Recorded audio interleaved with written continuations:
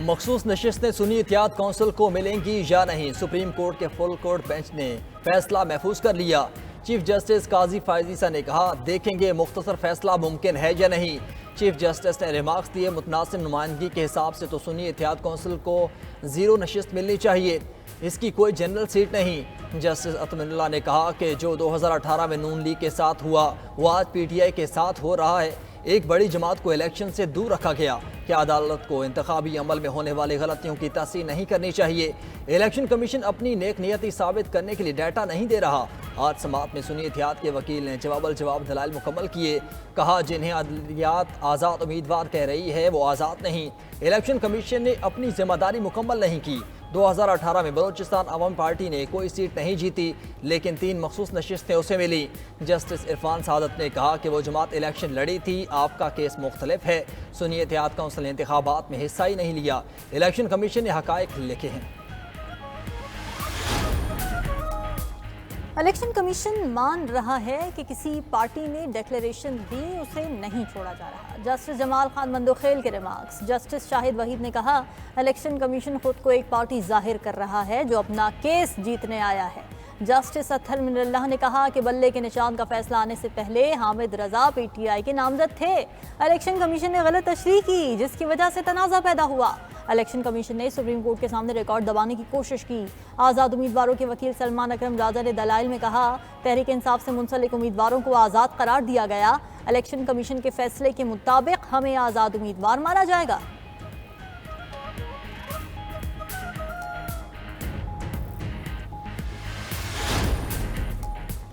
उम्मीद है जिसे अवाम ने मैंडेट दिया मखसूस नशिस्तें उसी को मिलेगी। चेयरमैन PTI बैरिस्टर गौहर की मीडिया से गुफ्तगू। बोले, आर्टिकल 51 के मुताबिक जीती हुई सीटों के तहत रिजर्व सीटें मिलनी चाहिए। किसी भी पार्टी को जीती हुई नशिस्तों से ज़्यादा नशिस्तें देना आइन के खिलाफ है। सरबराह सुन्नी इत्तेहाद बोले, इलेक्शन कमीशन ने अदालत में झूठ बोला। उनके कागजात पर सुन्नी इत्तेहाद का नाम था, तस्दीक के अमल में पेश नहीं होने दिया गया और इलेक्शन कमीशन ने आज़ाद डिक्लेयर कर दिया। कंवर शोज़ेब बोली, अवाम के वोट का एहतराम होना चाहिए। जिस पार्टी को वोट मिला मखसूस नशिस्तें उसी को मिलनी चाहिए।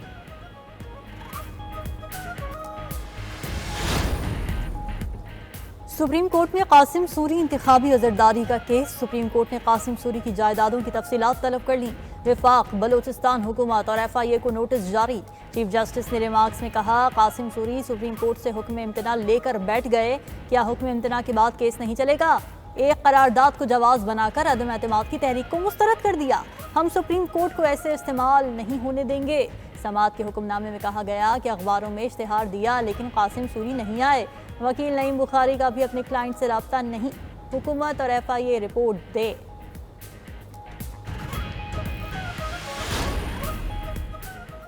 महंगाई से परेशान आवाम के लिए रिलीफ।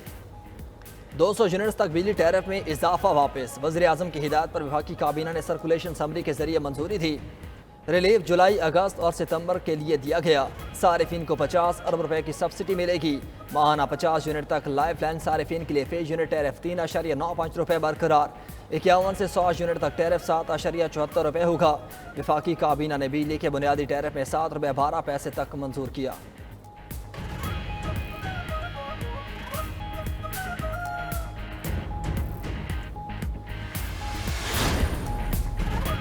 हुकूमत के पोस्ट बजट इक़दामात से IMF खुश। $6.5 अरब का तवील मुद्दती रिलीफ पैकेज मिलने की राह हमवार होने लगी।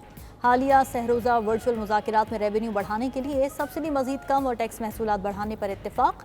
तफसीलात रवा हफ्ते की मीटिंग में तय होने का इम्कान।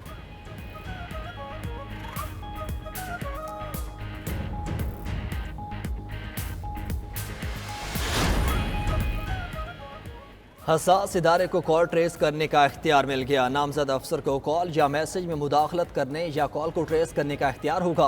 वफाकी काबीना ने सर्कुलेशन समरी के जरिए मंजूरी दी। फैसला कौमी सलामती के मफाद में किसी जुर्म के खदशे के पेश नज़र किया गया। इदारा जिस अफसर को नामजद करेगा वो ग्रेड 18 से कम दर्जे का नहीं होगा। कॉल ट्रेस का इख्तियार पाकिस्तान टेली कम्युनिकेशन एक्ट 1996 के सेक्शन 54 के तहत किया गया।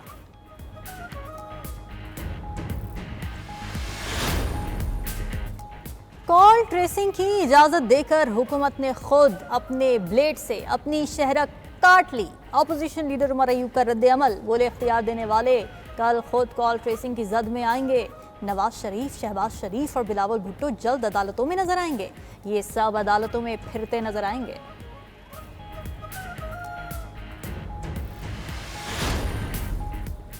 इस्लामाबाद हाई कोर्ट ने फवाद चौधरी को 2 हफ्ते के लिए बैरून मुल्क जाने की इजाज़त दे दी। मीडिया से गुफ्तगू में फवाद चौधरी बोले, मौजूदा हालात में तल्खियाँ ख़त्म करने की ज़रूरत है। ग्रैंड पॉलिटिकल डायलॉग ही मुल्की मसाइल का हल है। बाबर अवान ने नए इलेक्शन का मुतालबा कर दिया। बोले, ये लोग हुकूमत करने के काबिल नहीं। असद कैसर बोले, बिजली पेट्रोल की कीमत नाकाबिले बर्दाश्त हो चुकी। आवाम के लिए 2 वक्त की रोटी का हसूल मुश्किल हो गया। फैमिलीज खुदकुशियों पर मजबूर हैं। अलीमा खान ने कहा कि 1 साल से ज़्यादा अरसा हो गया, केसेस चल रहे हैं मगर इन्वेस्टिगेशन ऑफिसर पेश नहीं होता।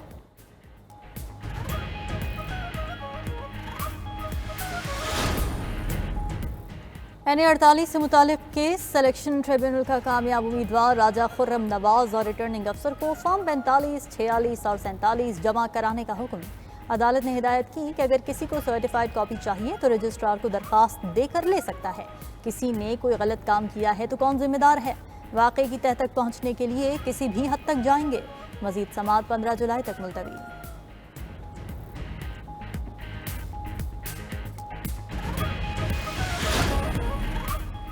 इद्दत निकाह केस में अपीलों पर 12 जुलाई तक फैसला करने का हुक्म बरकरार। इस्लामाबाद हाई कोर्ट ने मुद्दत के तयन की डायरेक्शन के खिलाफ खारमाना की दरख्वास्त मुस्तरद कर दी।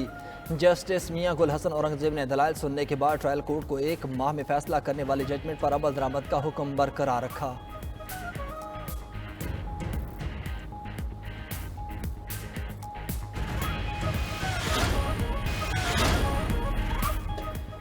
आर्मी बरादरी अफगान मुहाजिरीन की वतन वापसी के मसले में मदद करे। वज़ीर आज़म शहबाज शरीफ की अक़वाम मुत्तहिदा के हाई कमिश्नर बराए मुहाजिरीन से मुलाकात में गुफ्तगू। शहबाज शरीफ का कहना था कि मुतअद्दिद चैलेंजेस के बावजूद पाकिस्तान ने हमेशा अफगान मुहाजिरीन की इंतहाई इज़्ज़त और वक़ार के साथ मेज़बानी की है। उनकी वतन वापसी हमारी अव्वलीन तरजीह है।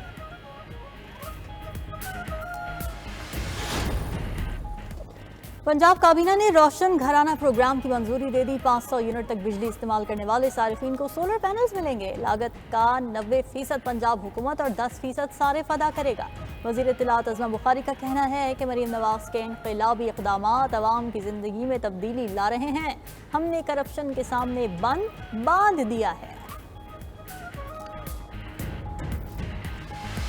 जब से बजट आया है ना जी, तकरीबन हर चीज़ में इजाफा हो गया है। ये देखें, ये लेदर मेरे हाथ में है, ये 220 रुपए के थे, अब ये 270 रुपए के हो गए हैं। जो बेसिक बुनियादी ज़रूरियात हैं, दूध हो गया, दही हो गया, हर घर की ज़रूरत है छोटे छोटे बच्चों की, उस पर खामखा का इजाफा और टैक्सों का, बिजली के बिलों में मुख्तलिफ किस्म का इजाफा, तो ये आवाम पे बहुत ज़्यादा बर्डन है। दालें वगैरह महंगी हो गई, मूंग दाल है, चने की दाल है, सारी महंगी हो गई और भी ऐसे मसाले जीरा वगैरह और महंगे हो गए। क्या गुजारा होगा भाई, उससे उस बंदे से लेते हैं, उस बंदे से लेते भाई, जो वास्ता है ना उससे हिसाब से खरीद देते, बस और कुछ नहीं है। बस महंगाई तो बहुत है भाई, कुछ भी नहीं कर सकते, गरीब बंदा कुछ खा ही नहीं सकता, इतनी महंगाई हो गई है, जो मजबूरी है, बस चल रहे हैं और कुछ भी नहीं है।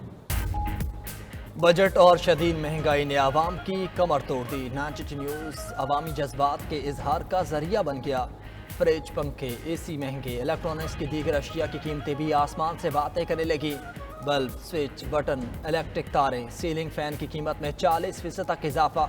फर्नीचर से वाबस्ता तमाम रॉ मटेरियल की कीमतें भी पहुंच से बाहर हो गईं। गरीब की सवारी, मोटरसाइकिल्स के स्पेयर पार्ट्स के नर्ख में भी इजाफा। इंजन ऑयल भी 50 रुपये लीटर महंगा मिलने लगा। उधर मुर्गी का गोश्त फिर से महंगा होना शुरू। 4 दिन में फ़ी किलो गोश्त 100 रुपये तक महंगा हो चुका। कीमत 478 रुपये तक जा पहुंची।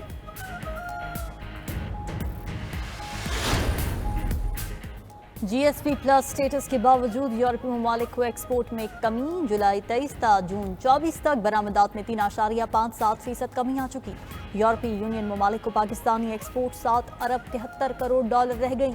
गुज़िश्ता माली साल में एक्सपोर्ट का हुजम 8 अरब 24 लाख डॉलर था।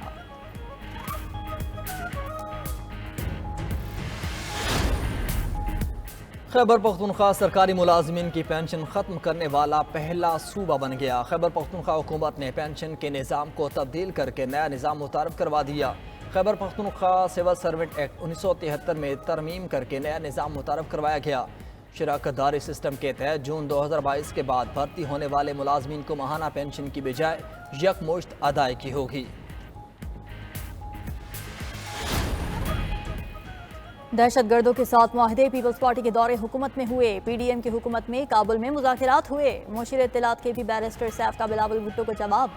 बोले बिलावल, हुकूमत के अच्छे कामों के साथ बुरे कामों का भी बोझ उठाएं।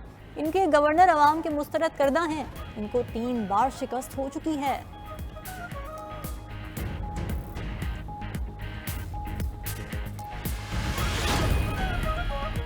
कराची में बादल बरस पड़े। लाडी, शाह फैसल कॉलोनी, शारा फैसल, मलिर, कुरंगी में बारिश। मॉनसून का नया सिस्टम कल से असर दिखाने को तैयार। अगले 12 से 24 घंटों में सिंध में तेज़ बारिशें मुतवक्की। कराची, हैदराबाद, ठट्ठा, कश्मोर, उमरकोट, बद्दीन, मिट्टी, थरपाकर के लिए अलर्ट जारी। अर्बन फ्लडिंग और नदी नालों में दरमियाने दर्जे की तूफ़ानी का इम्कान। अवाम मौसमी सूरत हाल से आगाह रहें, NDMA की अपील। उधर पंजाब में भी कल से 15 जुलाई तक मानसून बारिशों के दूसरे स्पेल की पेशगोई। आंधी और तेज़ बारिशें मुतवक्के हैं।